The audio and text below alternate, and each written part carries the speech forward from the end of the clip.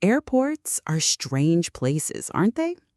People rushing, hugs at arrivals, tears at departures. But for me, it became something else entirely. That day, I wasn't just waiting for a flight. I was waiting for my family, the people I trusted the most. They smiled, patted my hand, and said, "Stay here in the lounge. We'll be right back after check-in." Simple words, harmless words. And yet, those words would change everything I thought I knew about love, loyalty, and family. At first, I waited with patience. Minutes turned into hours, faces blurred as crowds came and went. I told myself they'll be back any moment now. But as time ticked by, something inside me began to unravel. Why had they left me here alone? What secret were they hiding behind that promise of just a moment? What happened next opened my eyes to a truth I had been blind to for far too long. And once I discovered it, there was no turning back. Before we dive in, I'd love to know, where are you tuning in from and what time is it on your side of the world? Drop it in the comments. I always enjoy seeing how far our stories travel. And while you're here, don't forget to hit subscribe and join our growing family at Revenge Unfolded, a place for powerful stories, eye-opening truths, and moments of healing. "Wait here in the lounge, Mom. We'll come back for you after check-in." That's what Daniel told me. And of course I nodded. What else was I supposed to do? His tone wasn't angry, it was worse. That slow, clipped patience people use when they're dealing with the elderly, the confused, the burdens they don't really want to deal with. So I sat, right where he told me. A cracked leather chair by a dusty fake plant, between a toddler screaming over a juice box and a television spitting out endless weather updates. It was 9:15 in the morning. I waited and waited. 8 hours.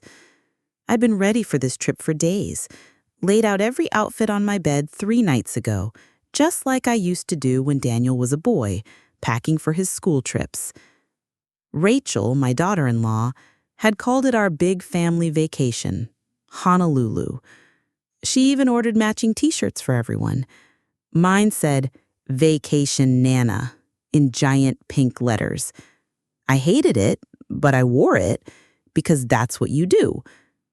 At the airport, she smirked when I pulled snacks from my own bag. At security, I noticed her checking her watch too often. Daniel barely spoke. The kids stayed glued to their phones. When TSA asked about seating, Rachel laughed and said, "We'll figure it out later." That was the last time anyone really looked at me. Once we cleared security, Rachel turned toward me with a tight smile. "Why don't you wait in the lounge, Mom? We'll get the kids checked in, drop the bags, and then come back for you. You've done plenty already. Just relax." She patted my arm, not gently, not warmly. It wasn't love, it was dismissal. And like a fool, I stayed. I watched them melt into the crowd until I couldn't see the color of their shirts anymore. 1 hour passed. I paced by the windows. 2 hours passed. I asked the front desk to page Daniel. Nothing. By the 4th hour, I stopped even turning my head toward the doors. People came and went. Flights were called, boarded, and gone. The woman across from me ate her lunch, made 2 phone calls, and left. I stayed put. At 5 p.m., I finally walked to the counter and asked the clerk to check Daniel's name. She typed, frowned, then looked at me with careful eyes. "They've already boarded the 45 flight to Honolulu, ma'am. It's already gone." I nodded. Then I asked her to say it again, slowly. "They've already departed." Her voice was kind, too kind. And that was it. They left me. On purpose. Not a mistake, not a slip. Daniel could be many things, but careless? No, this was deliberate. I walked to the restroom, locked the stall, sat down. Not to cry. I didn't even have tears left. I just needed to sit where nobody could ask, "Are you okay?" When I came back out, the airport had changed. The noise had thinned. Lights glowed softer, like the day itself was tired.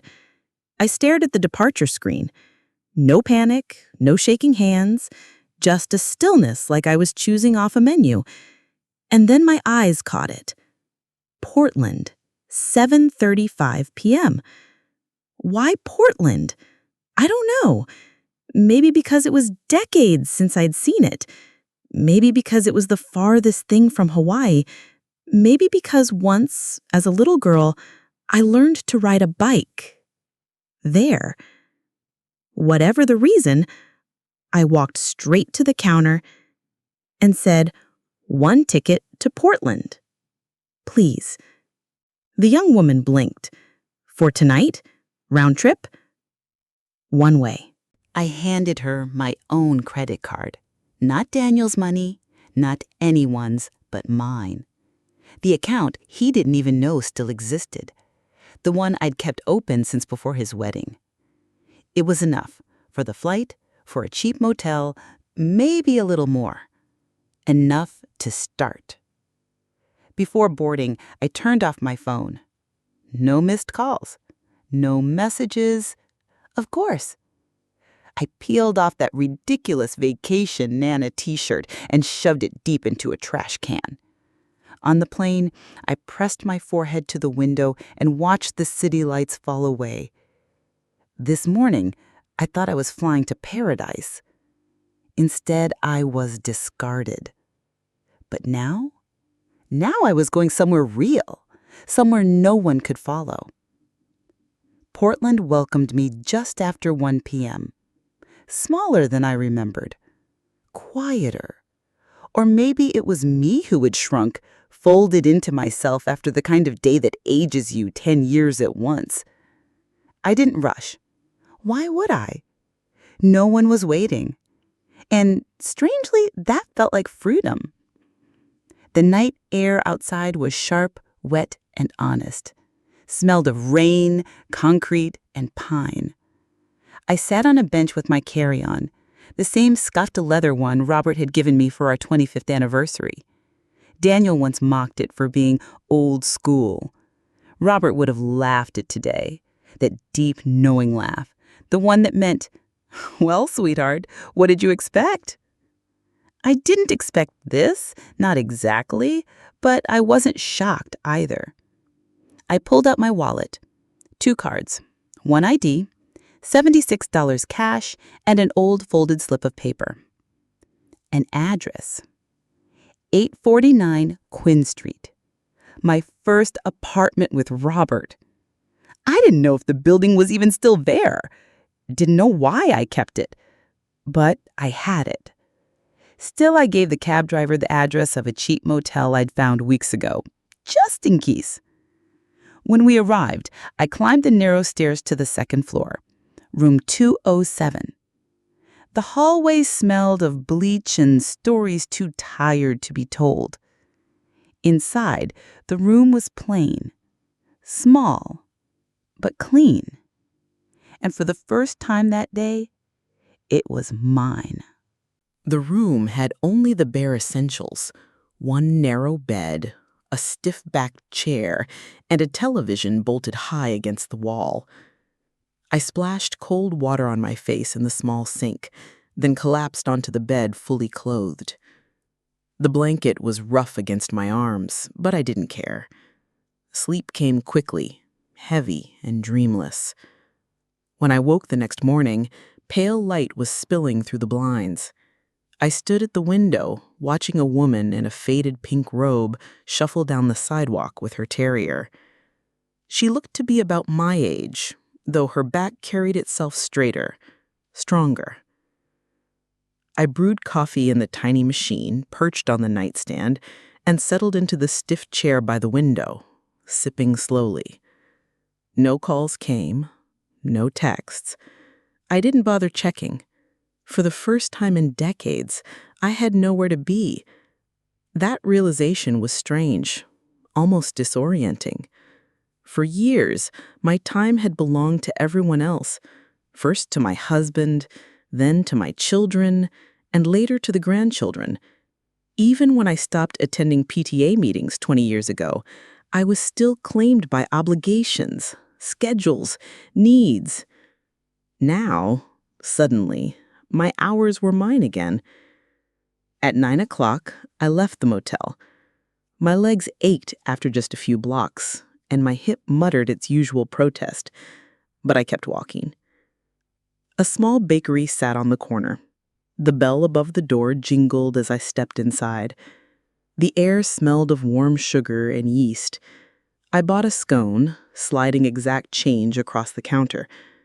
The woman serving me smiled, her eyes curious. "You're not from around here, are you?"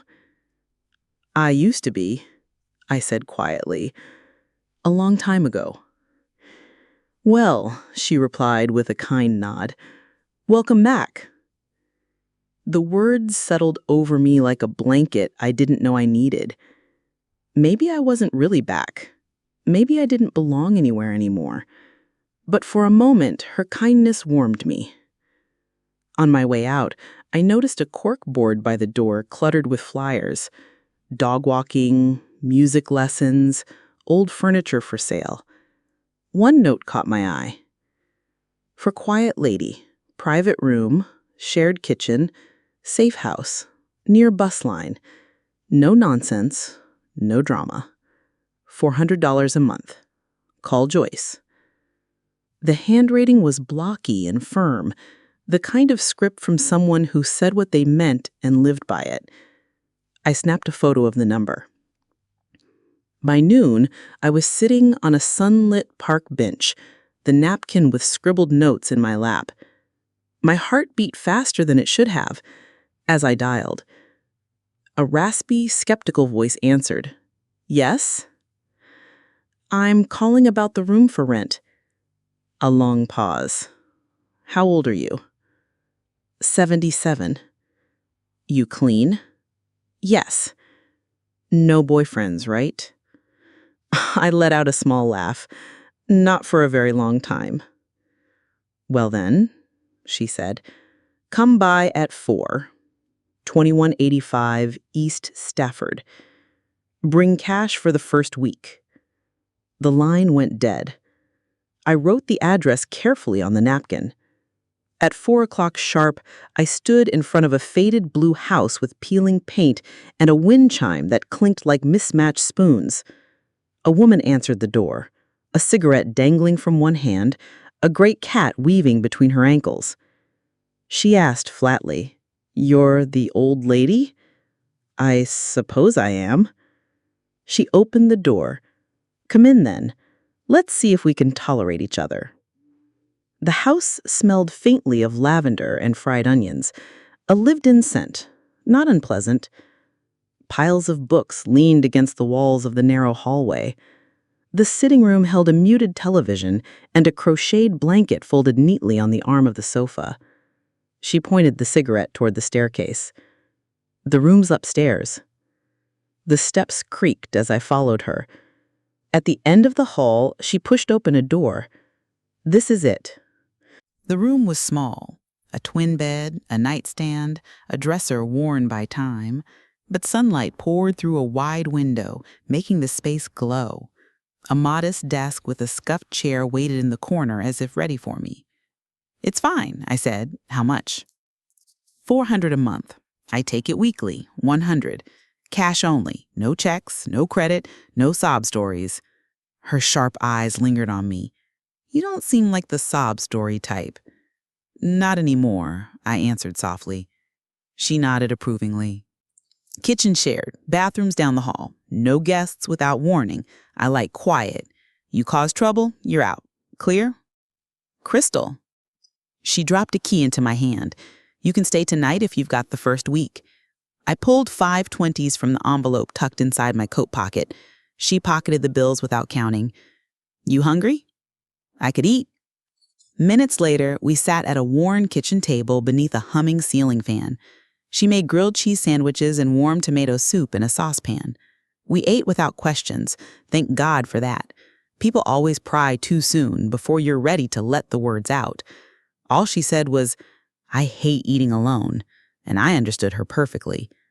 That night, I unpacked my modest belongings, 3 sets of clothes, my toothbrush, medication bottles, and a battered paperback I never finished. I placed each item neatly in the dresser, folding as though it mattered. Perhaps it did.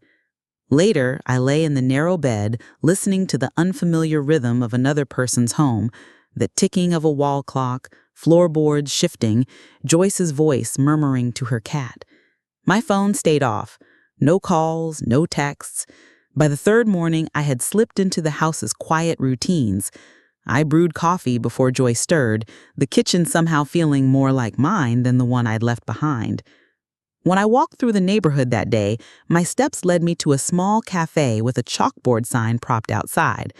"Help wanted, morning shift. Apply inside." I froze. It had been 15 years since I'd worked, but I knew early mornings. I knew coffee pots. Inside, the cafe was simple. 3 booths, a counter, stools with cracked red cushions. A young woman in an apron wiped down the counter. "You're hiring?" I asked. She looked up, surprised. "You want to apply?" "Yes," I said steady. She disappeared into the back and returned with a stocky woman whose messy bun and sharp gaze suggested she ran things firmly, without apology. And I realized I wasn't just searching for a room anymore. I was searching for a place to begin again. Her name tag read Heather. "You have experience?" she asked, eyes narrowing just slightly. I straightened my shoulders. "I raised 3 kids and ran a household for 50 years. I can make coffee, carry plates, and I don't call in sick." She studied me for a long beat, her gaze sharp, but not unkind. Then she gave a small shrug. "Trial shift tomorrow, 6 to 11. You make it through that, we'll talk." That night, I ironed the only blouse I owned that still held a crease, pressing the fabric like it carried my dignity. I went to bed early, staring at the ceiling for hours. Less than a week had passed since the airport. Less than a week since Adam had walked away and left me behind like forgotten luggage. But something had shifted. I wasn't waiting anymore. I was moving, beginning, and no one needed to know. Not yet. This quiet, unexpected life, whatever it became, was mine. The cafe smelled of burnt toast and weary hope when I arrived at 5:45, 15 minutes early.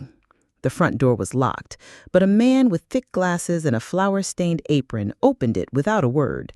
His grunt might have been "good morning," though it sounded more like air escaping a tire. He vanished back into the kitchen. Heather arrived soon after, travel mug in hand, keys jingling from a rainbow lanyard. She didn't waste time, just unlocked the register, pulled an apron from the shelf, and handed it to me. "Keep your hair tied back, no perfume, refill cups without being asked, and if someone leaves less than $1 tip, that's on you, not them." I nodded. She paused, her eyes softer now. "You nervous?" "No," I answered truthfully. "I'm 77. I've buried a husband, raised a son who forgot my birthday 3 years in a row, and survived 5 colonoscopies. This is just coffee." Heather let out a sharp snort that almost sounded like a laugh. "Fair enough." By 7 a.m., the first wave of regulars poured in. Contractors with mud on their boots, nurses fresh off the night shift, early risers with bleary eyes. My feet ached, but I moved steady. I remembered orders, poured coffee with a steady hand, and smiled just enough without overdoing it. By 9, I'd found my rhythm. "Where'd you dig you up?" one of the men teased, smiling kindly. "Same place they find everything worth keeping. The back shelf under a blanket." He laughed, left a $5 tip, and Heather caught it all, her face unreadable. After the breakfast rush, she simply handed me a clean towel to wipe the counters. That was her approval. At 1 p.m., we finished. Heather poured herself another cup of coffee and gestured to the stool beside her. "Sit," she said. I obeyed. "It did fine. Just fine. You'll get better." She sipped from her mug. "You're hired, minimum wage plus tips, no health insurance. You work steady. Weekday mornings are yours. That enough for you?" I swallowed the lump in my throat. It's more than enough. For a moment, silence stretched between us. "You got kids?" she asked. "I did," I answered carefully. She waited. "They're traveling," I said simply. She nodded. No questions. "There always are." When I returned to Joyce's, my feet sore but my chest strangely light, she was out in the garden, tugging weeds in a faded shirt that read, "Don't talk to me before coffee." "You get the job?" she called, not even looking up. "I did. Told you, they need people who show up." That night we ate frozen pot pies and watched the news with the volume off. Franklin the cat wedged himself between us on the couch. "You staying long?" Joyce asked during a commercial. "I don't know." "You can, so long as you pay rent and don't hog the remote." "I don't even like the remote." She smirked, passed me the last cookie. Later, I sat at the edge of my bed, phone heavy in my hands. I hadn't turned it on in days. I thought of checking messages, wondering if Adam had noticed yet, but I didn't. Instead, I opened the old paperback I'd carried with me, starting again at page 1. The desk lamp cast a warm glow on the walls, rain tapping gently at the glass. For once, I wasn't someone's leftover. I wasn't a burden or a duty or an afterthought. I was a woman with a room, a job, a plate of food, and a quiet chair of her own. And it was enough. My first paycheck came that Friday, $74.26 in a thin envelope Heather handed me. "Cash it or frame it," she said with a wry smile. I tucked it carefully into my coat pocket. For years, everything I'd had belonged to someone else. Groceries for Adam's family, gifts that were barely acknowledged, co-pays for appointments no one offered to drive me to. But this was mine, earned with my own 2 hands. I walked to the bank, asked for 10s and 5s, 1s for the rest. The young teller looked at me like she wasn't sure I knew what I was doing. "I'd like it this way, please," I said firmly. Outside, I folded the bills neatly into my wallet, lifting my chin a little higher. Across the street, a second-hand shop caught my eye. Narrow storefront, handwritten sign. "Fall specials, 20% off coats." I stepped inside. The bell above the door jingled softly. A girl, barely out of high school, looked up from the counter and smiled. "Looking for something in particular?" she asked. "Yes," I said. "Something that makes me feel like myself again." She didn't laugh. She just nodded and led me to the racks. I chose a navy wool coat, herringbone weave, deep pockets. Not new, but warm. Solid. Waiting. I slipped it on. It felt like it had been waiting for me all along. When I handed over the cash, the girl wrapped the coat in tissue paper as though she were sending me off with a present. "You look sharp," she said, tying the twine with a practiced flick of her fingers. "Thank you," I told her. "I feel sharp." That night, I walked home in that coat. The air was cool enough to justify the extra weight, and each step felt steadier. Margaret was on the porch with David, sipping cheap red wine from mismatched nugs. "Where you been?" she asked, squinting at me. "Bought a coat?" "Whistle!" low and playful. "Well, look at you, classy matey. Only on Fridays, though." Inside, we split a can of chili, the kind you heat straight from the tin. The heater coughed and buzzed like it was clearing its throat, and the wooden floor creaked beneath Margaret's heavy slippers. The whole house spoke in noises, old, familiar ones. Not silence, not emptiness. The sound of something lived in, the way a body carries its own recognizable rhythms. Later, I stood in front of the mirror in my small room. I turned left, then right. I brushed my hand down the fabric. This coat wasn't just clothing, it was proof, solid, undeniable proof that I was still here, still standing, still capable of choosing something just for myself. For once, no one else's voice had been in the room. The phone remained off.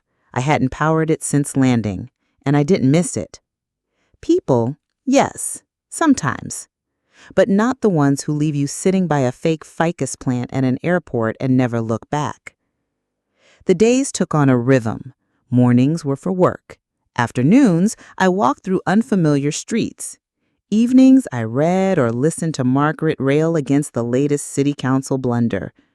Every few days, I let myself buy something small, wool socks, a crossword book, proper tea instead of the stale bags she hoarded above the fridge.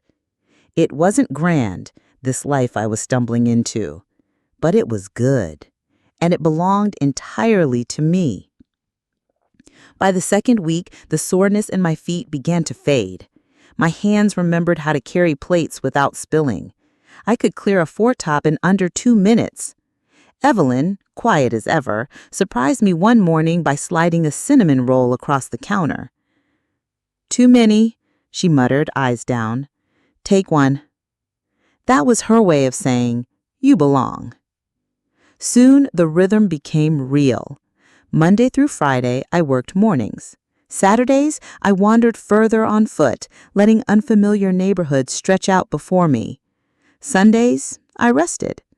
Margaret didn't hover or pry. If I came home late, she simply grunted and poured me a glass from a box. One evening, she shuffled in with a stack of mail and tossed an envelope on the table. "Something for you."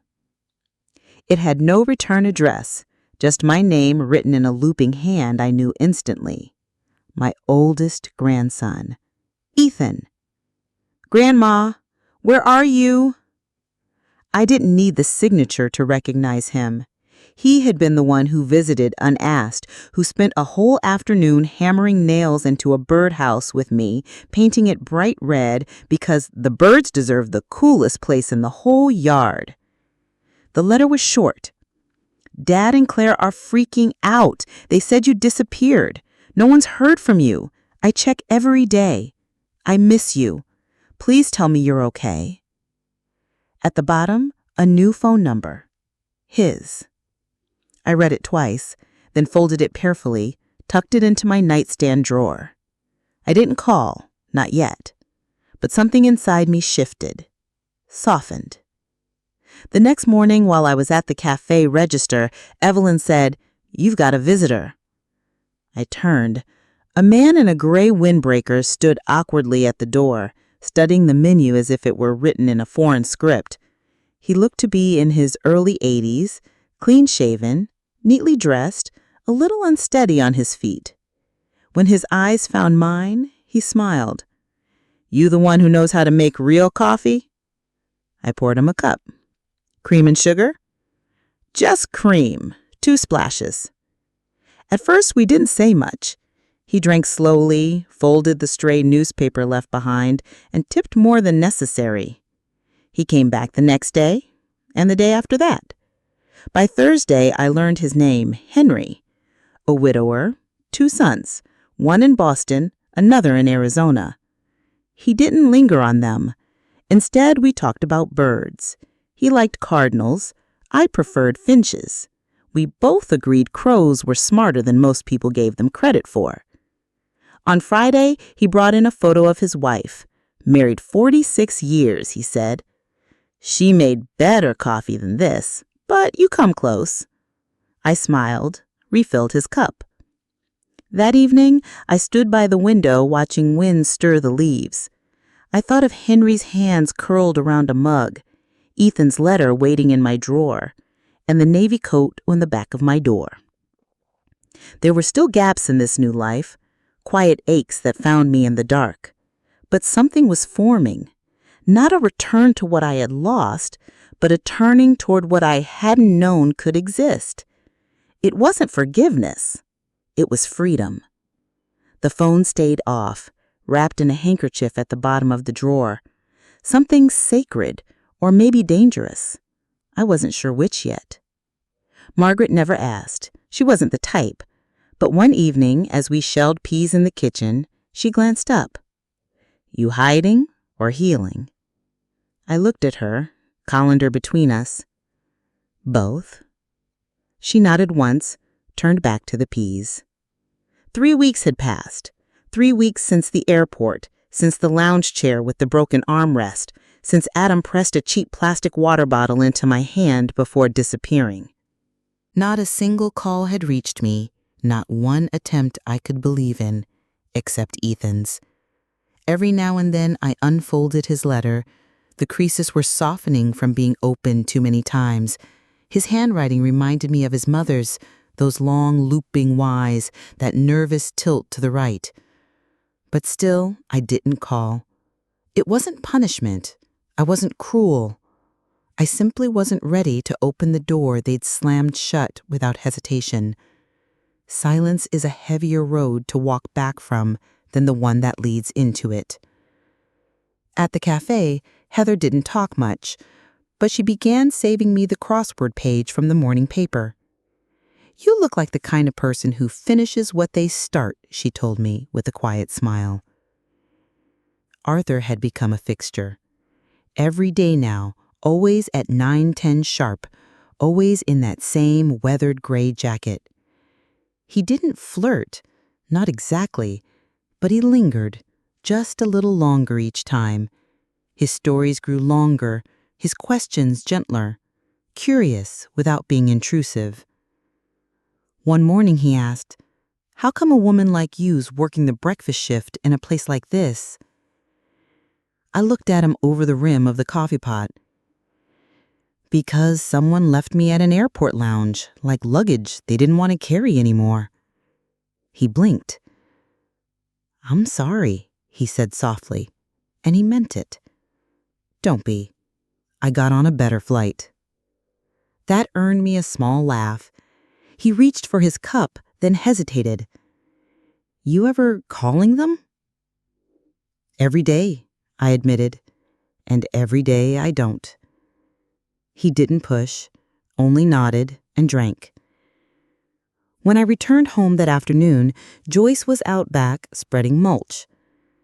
"Any news?" she asked, not looking up. "No," I said. Then perhaps because I needed to hear it spoken aloud, I added, "But I think they know I'm gone now." That night, I turned the phone on. It buzzed like a dying insect. 32 missed calls, 18 messages. The oldest was from Claire, frantic, her voice sharp with fear. "Helen, we thought you were in the bathroom. Please call us. We're boarding." A lie. The rest were worse. David's voice, tight, impatient. "Where are you, Mom?" Another, "This isn't funny." And then finally, the coldest of them all. "Fine, do what you want." I didn't respond. I wasn't ready. But I did one thing. I saved Ethan's number. That much, at least, I could do. The very next day, he called. His name blinked on the screen. For the first time, I answered. "Grandma." His voice cracked, unsure I'd even speak. "I'm here, darling." A long pause. Then, "You're okay." "I'm better than okay." "Where are you?" "Somewhere quiet, somewhere I chose." He didn't beg. He didn't guilt me. He simply said, "I'm glad you're safe. I miss you." "I miss you too." That was enough. No apologies, no explanations, just the sound of someone who wanted me in their life. Not because I baked birthday cakes or babysat on weekends, but because I mattered. That sound, Gentle, simple, sincere, meant more than any airplane seat. By the fourth week, I'd memorized the walk from the cafe to the pharmacy, the scent of the lilac bush outside Joyce's neighbor's yard, the familiar knock Arthur gave on the cafe window when I forgot his cream. My life wasn't exciting, but it was whole. It had shape. It had peace. Then, on a rainy Tuesday afternoon, a letter came. Joyce slid it across the kitchen table without a word. The return address was Wilmington, my old home. The handwriting was familiar the way a bruise is familiar. You recognize it by the ache it leaves. David. The envelope was thick. Inside were 6 pages of tight, angry script. No greeting, just, "I can't believe you did this." He accused me of disappearing, of making a scene by absence, of stressing the family during their vacation. "Claire cried every night," he wrote. "The children were confused. Do you think that was fair to them?" Not a single word about the airport lounge. Not a single mention of asking me to wait. No acknowledgement of the 8 hours. Only the performance of pain, the rewriting of truth. He ended with, "We're willing to talk, but only if you're ready to be reasonable." Reasonable. As if decades of babysitting, cooking, paying their bills, and sitting quietly in corners had been unreasonable. As if leaving was a tantrum, not a choice. I folded the letter, slid it back into the envelope. Joyce didn't ask what it said. She only handed me toast and nodded toward the window. "Storm's coming," she said. It was. The next morning, Ethan called again. "I heard Dad wrote to you." "He did." "You going to respond?" I was quiet. Then, "No, not yet.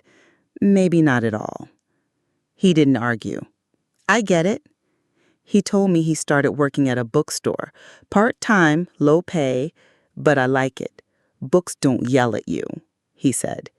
We laughed, an easy, warm laugh. "You sound different," he said. "Different how?" "Lighter." That night, I struck a match and fed David's letter to the kitchen sink, flame by flame. Joyce didn't flinch. "I would have used the fire pit," she said. More satisfying. The next morning at the cafe, Heather pulled me aside. "You want an extra shift this weekend? Saturday brunch is hell." "Yes," I said, before I even thought about it. Not because I needed the money, though it helped, but because I wanted the weight of a full day. The ache in my feet was honest. Arthur arrived late that morning, leaning a little more heavily on a cane. Age shows itself first in the knees, the back, and the pride. "You burned the place down yet?" he asked, sliding into his stole. "Not today," I replied, pouring his coffee. He sipped, then looked at me. "You ever think of going back to Wilmington? To any of it?" I wiped the counter. "No, not once." He nodded slowly, and in that silence I knew I meant it. That evening, Joyce surprised me. She knocked on my door holding a bright yellow flyer. "Community Center's hosting a potluck next week," she announced, waving it in my face. "You and I should go." I raised an eyebrow. "You at a potluck?" She smirked. "I go where there's free food and even freer gossip. Don't read too much into it." I couldn't help but smile. "I'll bring my lemon squares." "Perfect. I'll lie and say I made them," she said without hesitation. The days were folding into shorter hours now. Dusk slipped in early, draping itself around the house like an old quilt stitched from silence and time. I brewed tea and settled by the window with my crossword book. Franklin curled at my feet, his purr steady and grounding. My coat hung by the door, soft and ready for the next chill. For the first time in what felt like decades, I didn't feel like a woman waiting for her life to begin again. Somewhere along the way, without permission, it had begun already. And it was mine. Saturday brunch at the cafe was a battlefield.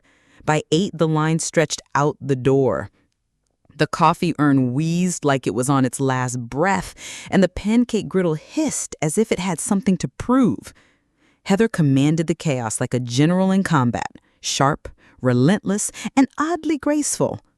"Eggs over hard, booth 3, she shouted. I didn't flinch. "Refill on 6. Already done. By 10, my feet were screaming, but my head was strangely clear. There's an odd kind of peace in serving others. You stop circling your own worries because you're too busy carrying theirs. And in that distraction, sometimes you find something close to healing. Arthur didn't come in. Saturdays weren't his days, but as I wiped down the corner booth, something outside caught my breath. A face in the drizzle. Sharper jawline, younger than Arthur, but the eyes, those eyes, I knew them. Lisa. She stood there only a moment, her expensive coat unsuited for the weather, her expression unreadable. Then, as quickly as she appeared, she turned and walked away. She never stepped inside. I said nothing to Heather. I finished my shift, pocketed my tips, and walked home through the damp afternoon. The sidewalks shimmered with leftover rain, the air smirked faintly of wet leaves, and my coat carried the warmth of movement. My hands didn't shake. Joyce was gone when I got home. A note on the fridge read, "Library talk on bees, back at 7, don't wait on dinner unless you're cooking." I made soup anyway. That night, after pacing the kitchen for an hour, I finally turned my phone back on. 3 new voicemails blinked on the screen. The first, Lisa. "We thought we saw you. Please call. Adam's worried." The second, Adam. "If this is about punishing us, it's gone too far. Enough is enough." The third, Kieran. "Hi, Grandma. I think Mom's in town. She's been acting weird all day. If something happened, please just be careful." I sat there staring at the phone, my pulse a quiet drumbeat. The past always has a way of sniffing you out, especially when you finally turn your back on it. That night, sleep was thin and restless. Every creak in the floorboards, every groan of the pipes pressed louder than usual. But the house kept its secrets, and nothing happened. Sunday passed without disturbance. On Monday, Arthur came back. He slid into his stool, his cane hooked neatly on the backrest. "Busy weekend?" he asked. "Eventful," I replied. He stirred his coffee, his gaze heavy but kind. "Something bothering you?" "Yes," I admitted, "but not enough to ruin this moment." He smiled, and we sat in silence. The kind of silence only 2 people who've seen too much can share. Later, I sat with Joyce on the porch. We wrapped ourselves in sweaters and watched the clouds roll like an old movie reel overhead. "I think they're looking for me," I finally said. I figured. She didn't pry, didn't push. She just handed me the wine mug. "You still hiding, or are you healing?" "Healing," I said, though the hiding was nice while it lasted. She lifted her mug. "To people who stop asking for permission." I touched mine gently against hers. That night, I wrote a letter. Not to Adam, not to Lisa, but to Karen. A real letter, handwritten on thick paper. I told him I was safe, that I'd built a new life, that I wasn't angry, only finished with waiting. I told him he was the only one who never made me feel like an obligation. I told him he could visit me one day, if he came alone.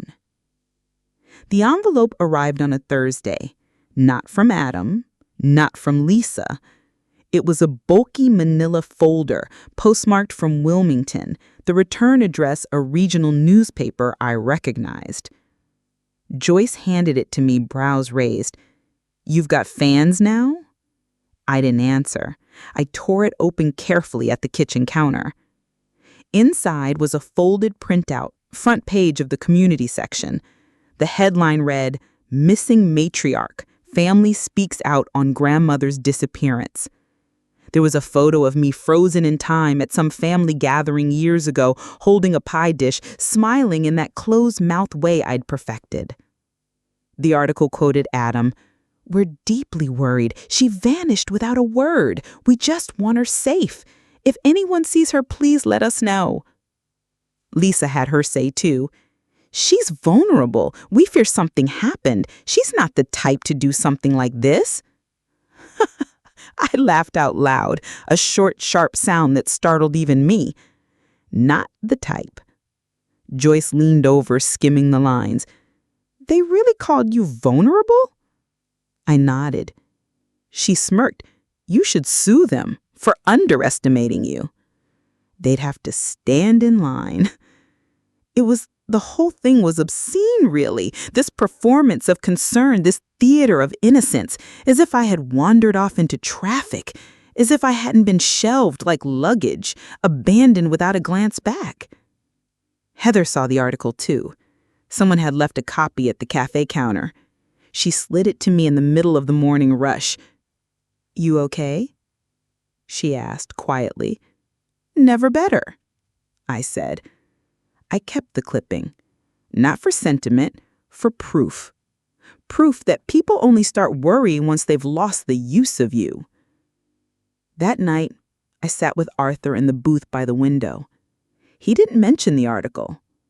He just handed me a small brown paper bag. Arthur slid the little brown paper bag across the booth, his eyes warm but cautious, as though testing whether a gift might feel like pity. "I saw this and thought of you," he murmured. Inside was a tiny hand-painted magnet shaped like a birdhouse, chipped just slightly at the corner. "It's silly," he added quickly. "I just remembered something you said once." I let my smile come slow. "It's not silly. It's perfect." Later, at home, I pressed it against the refrigerator door with the same hand that had carried Adam's school lunches 100 times. The same hand that had covered his rent, balanced his debts, absorbed his tempers. The same hand that would never again reach out for more of that kind of punishment. I didn't tell Joyce about the magnet. Some things you keep like small secrets, tokens that feel heavier than they look.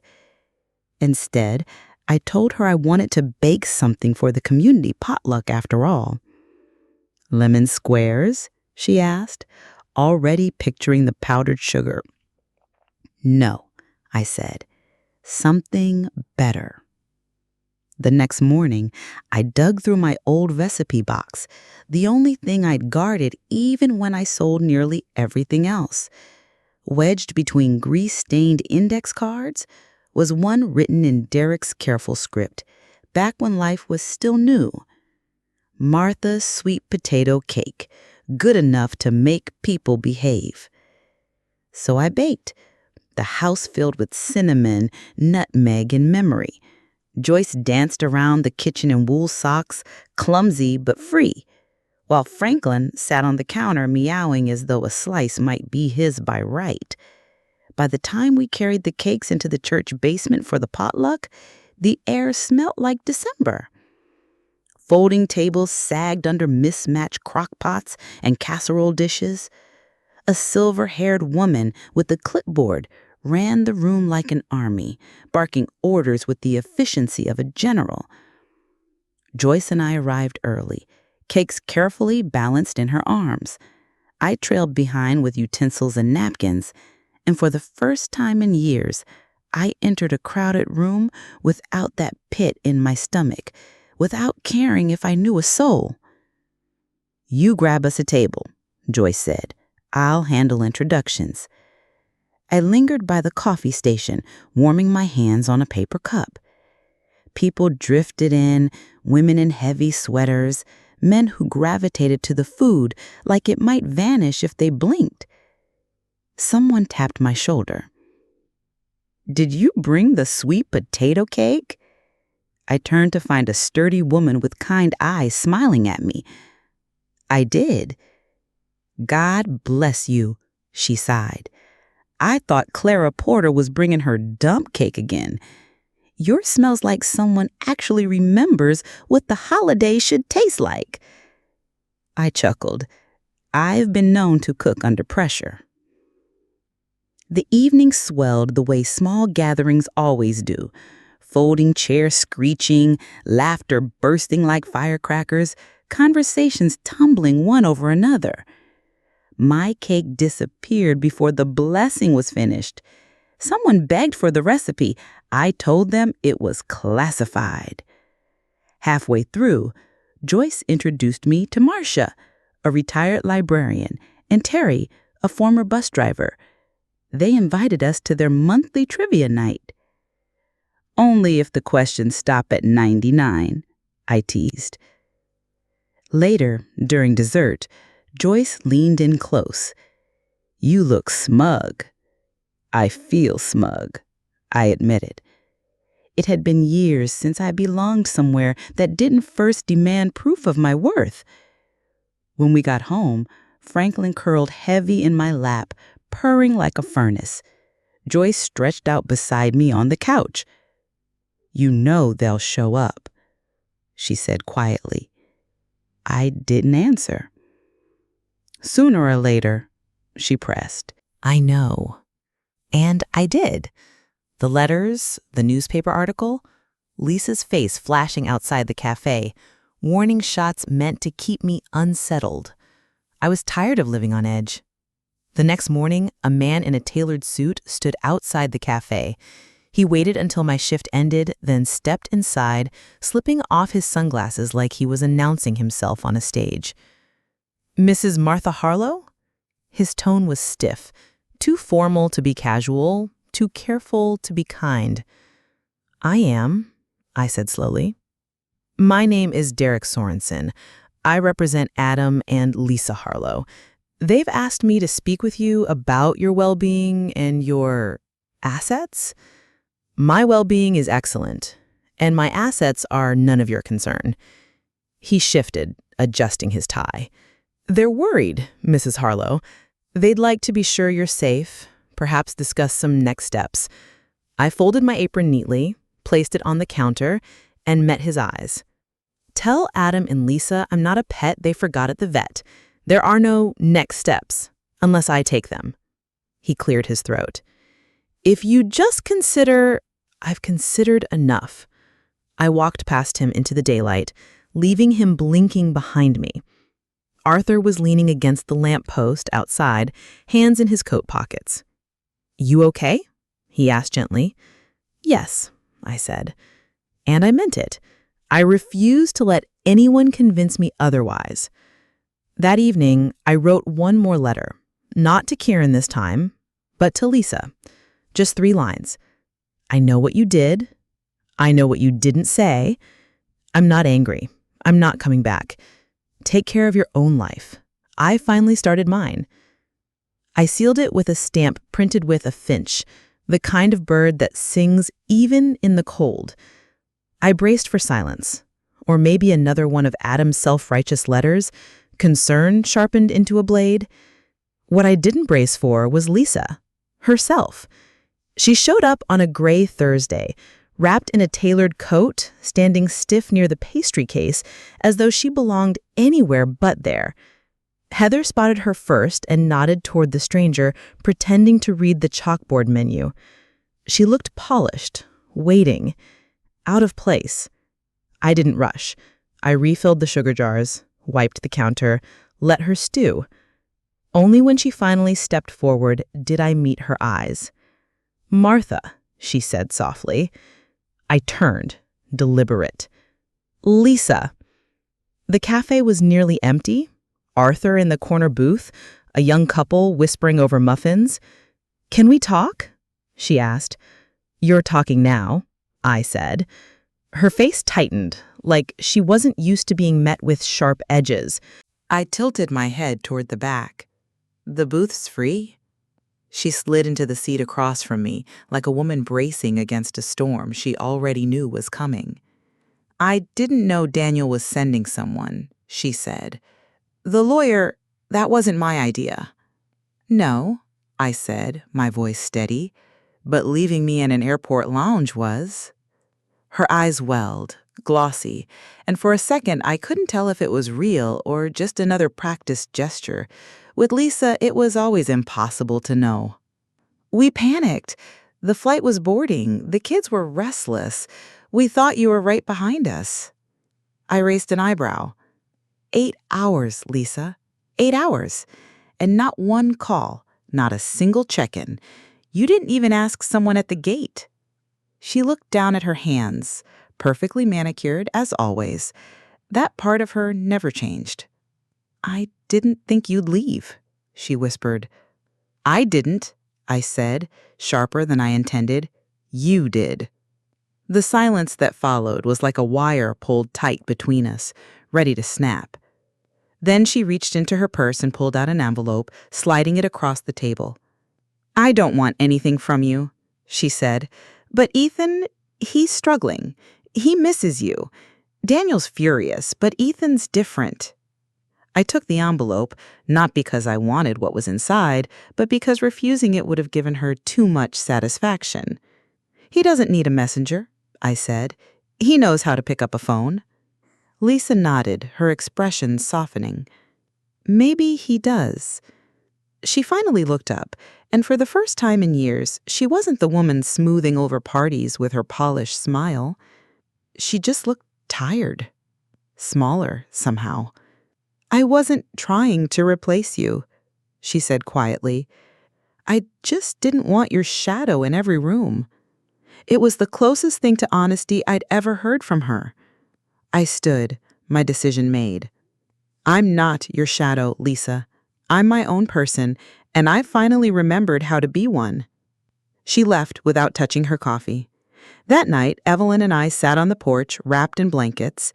The air smelled like wood smoke and rain, a kind of cleansing I hadn't realized I needed. "She really said that?" Evelyn asked. I nodded. "And?" "And nothing. She said her piece, I said mine." "You going to see them?" "No." She studied me over her teacup. "What about the boy, Ethan?" I smiled softly. "He's different. I'll see him." Later, I opened the envelope. Inside was a photograph of Ethan as a child, me holding him on my hip, in the garden, both of us laughing. Tucked behind it was a note, his handwriting unmistakable. "I remember. I always remembered." Just 5 words, but they carried enough weight to anchor the entire week. The next morning I stood in the kitchen watching the kettle boil, thinking about the word cut. Not in the violent sense, but in the quiet, final way a tether is snipped, a release. I had spent too much of my life tied to people who assumed I'd never walk away. But I had, and with every day I stayed gone, the knot loosened just a little more. That afternoon, I went to the bank. The teller was the same girl who'd cashed my first paycheck. Her name was Mara, purple nail polish, eyes that always looked slightly surprised to be indoors. "I'd like to make a transfer," I said, sliding my ID across the counter. "From which account?" she asked. I gave her the number of the small account I'd kept hidden, the one I used for groceries when Derek was alive, the one Daniel never knew existed. "And the recipient?" I smiled. "Ethan Harrow." I handed her the routing information written in his note. "It's not a huge amount, just something for books, groceries, or getting away if he ever needs to." Mara tapped her keyboard. "You're the first person I've seen in months send money without strings attached." "That's the point," I said. It didn't feel like revenge. It felt sharper, cleaner, closure. I stepped out of the bank into crisp autumn air, buttoning my coat. The wind didn't sting. It nudged, like a reminder that I was still here, still free. At home, Evelyn was watching game shows. "You look smug again," she said, without looking away from the screen. "I made a decision," I said. "Anyone die?" "Not yet." She grinned. That night, I wrote a last letter. Not for them, but for the lawyer, Richard Sorensen. Just a single page. "To whom it may concern, there is no cause for further legal contact. I am of sound mind, in a safe environment, and not under duress. I have retained local counsel. Any further attempts to contact me under the guise of concern will be considered harassment. Sincerely, Martha Harrow." I signed it with a steady hand and mailed it the next morning. That was the final cut. I wasn't angry anymore. Just done. At the cafe, Heather gave me an extra shift. "You're the only one who shows up early. Everyone else wants a clause for showing up at all." Arthur came in just before noon. He looked tired but steady. We sat by the window with tea instead of coffee. "You look lighter," he said. I admitted, "I wrote a letter, the last one." He didn't ask what it said, he only nodded. Sometimes it's the unsent ones that change everything. Sometimes it's the ones you send without expecting an answer. When I got home, the house smelled like garlic and dryer sheets. Franklin patted up and head-butted my shin, his quiet loyalty grounding me in ways I hadn't expected. Franklin peeked from the kitchen. "I made pasta. Hope you're hungry." And I was hungry, free, unafraid. Everything I hadn't been in years. Evelyn turned 70 on a Tuesday. She didn't want a party. "People start singing and I want to run," she said. But I baked a chocolate cake anyway, leaving it on the table with 2 candles and a card that read, "You're not old, you're vintage." She laughed when she saw it. "I guess I can tolerate cake," she said, cutting herself a thick slice. That night, we sat on the porch, wrapped in quilts, watching the moon rise. It was quiet, unassuming, and more real than any celebration I'd ever known. "You know," Evelyn said softly, "you've been here almost 2 months." "I know." "You planning to stay?" I looked out at the street, silvered under the streetlight. "Yes." She nodded. "Good. This house is strange without someone yelling at the cat." We toasted with lukewarm tea. Franklin yawned and curled up between our feet. For the first time in my life, it felt like home. The next morning, Margaret handed me an envelope. "What's this?" I asked. "Your name's on it," she said. "No return address, but the postmark's local."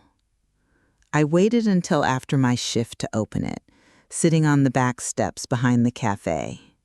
Inside was a letter, the handwriting careful and deliberate. "Grandma, I'm coming to Portland. I want to see you. I'm not bringing anyone.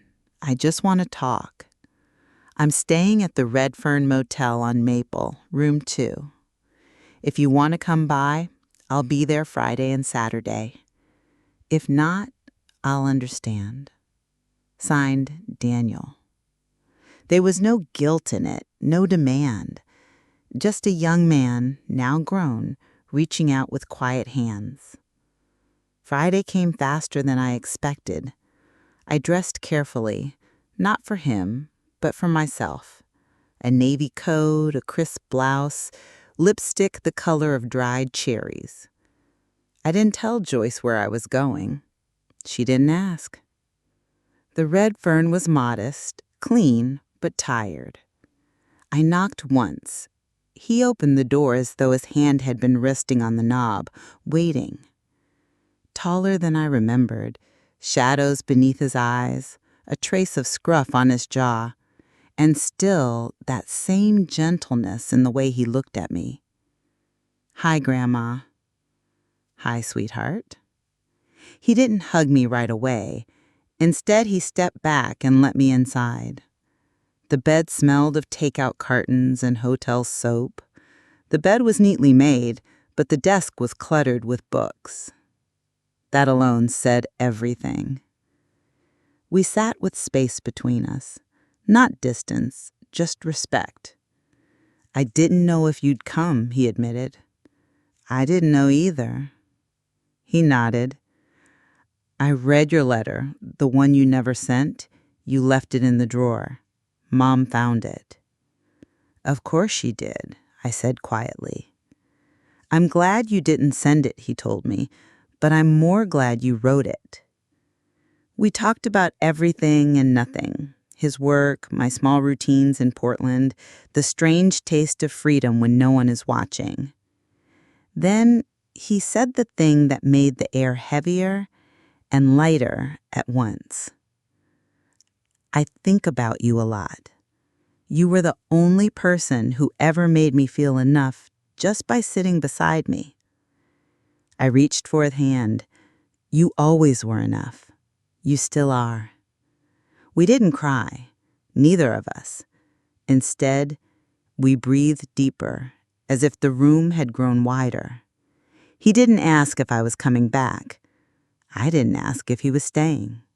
Some things we already understood. Before I left, he handed me a small wrapped bundle. Inside was a book of poems. He said, I underlined the ones that made me think of you. That night, I read them by lamplight, one by one. A single line stayed with me. There are women who rise not from fire, but from forgetting who told them they couldn't. I slept with the window cracked open, the wind soft against the curtains, like a second chance. The next morning, Daniel boarded his train. We didn't say goodbye. We hugged long and quiet in the hotel lobby while someone vacuumed in the hallway. He held on like boys do when they're not sure they're still allowed. Be good to yourself, I whispered. You too, he said finally. At the cafe later that day, Margaret pressed a new apron into my hands. Found this in a clearance bin. Thought of you. It was deep green, stitched with the words, not your grandma's kitchen. I laughed loud, full, the kind of laugh that makes people look up. Arthur, sitting in his usual booth, raised his mug in salute. That evening, I walked home slowly beneath an overcast sky, the air soft as a hymn. Franklin greeted me at the door, already grumpy that I'd missed his afternoon routine. Joyce was in the kitchen, stirring something fragrant, on the stove. You look smug again, she said. New apron. I approve. We ate in the quiet way of people who have already said everything that mattered. No need to fill the space. Just presence. Just ease. Later that night, I sat on the porch with a blank card and a pen. I wrote to myself, Dear me, you waited so long for someone to save you. You forgot you were always the one holding the key. You didn't lose them. They let go. And you, finally, you let go back and look at the life that opened. Well done. Love, me. I taped it inside my dresser drawer, behind old recipe cards, in case I ever forget again. So this is my story. I was never abandoned. I was released. And I didn't rebuild my life. I built something new. If these words have found you at the right moment, don't wait for the perfect sign. Be your own sign. Be your own step into the unknown. And when you do, come back and tell me. I'll be here,